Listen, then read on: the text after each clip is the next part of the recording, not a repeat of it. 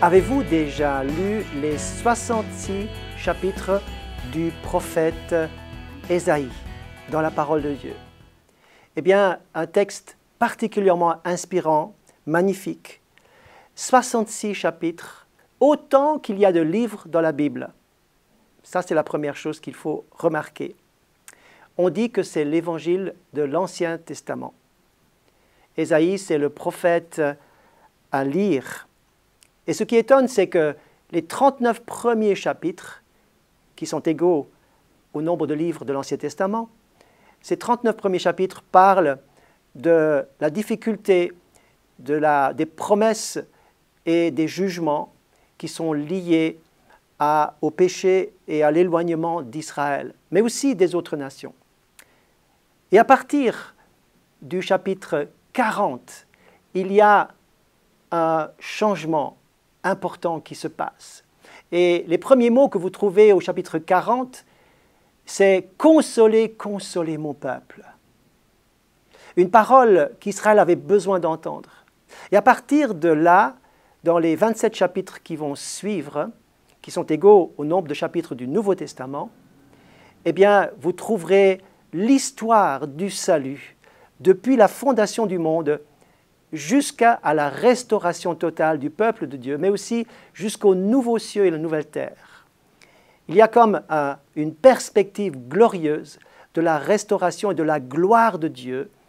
C'est pourquoi ce livre figure souvent dans le Nouveau Testament et il est repris très souvent même par Jésus.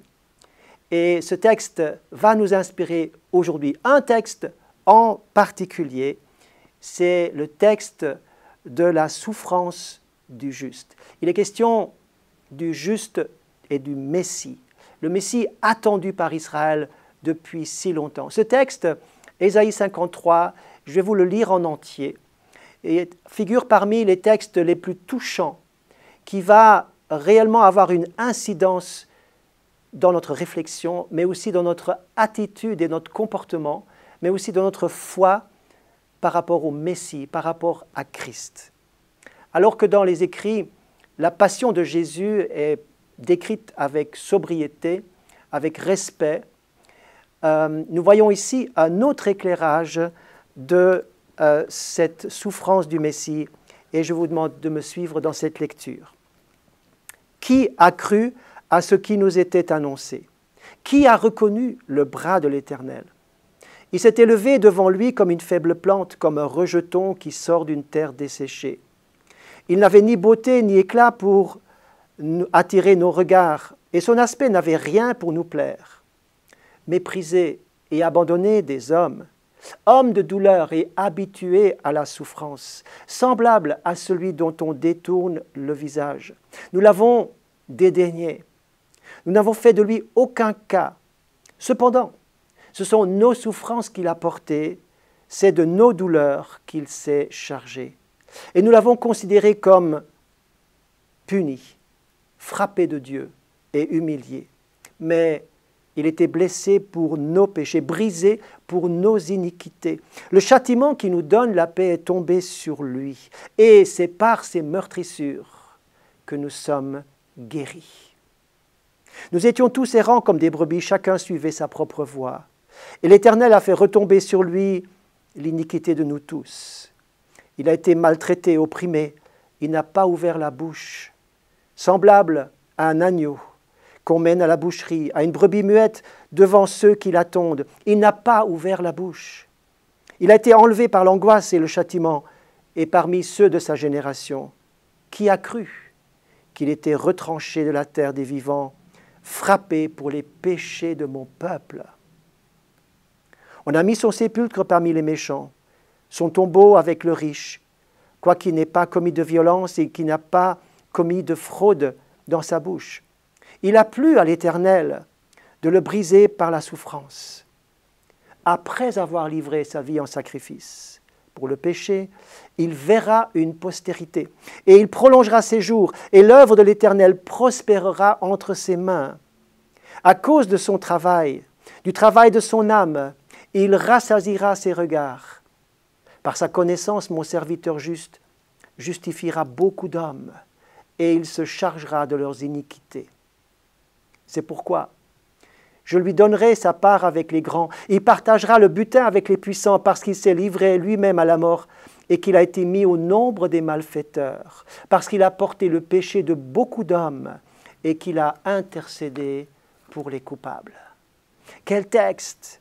Quel texte qui inspire le respect, qui inspire et qui nous émeut jusqu'au plus profond de voir que la souffrance du Messie n'a pas été une souffrance ordinaire, mais une souffrance qui a été d'abord inexplicable, mystérieuse, difficile à comprendre, parce qu'en réalité, le Messie est en train de souffrir, non pas à cause de ses propres fautes ou de circonstances qui seraient contraires, mais il souffre pour d'autres, il paye pour d'autres, il expie le péché des hommes.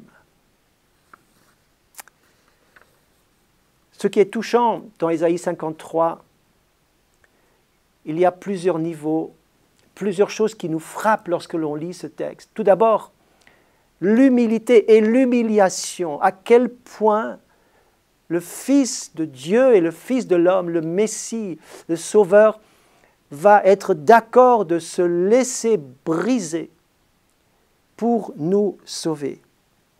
Il se dépouille lui-même. Écoutez, il n'avait ni beauté ni éclat pour attirer nos regards. Son aspect n'avait rien pour nous plaire. Quelle humilité! Il est le Fils de l'homme.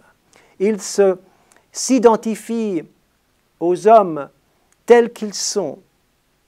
Son aspect était ordinaire, rien de particulier.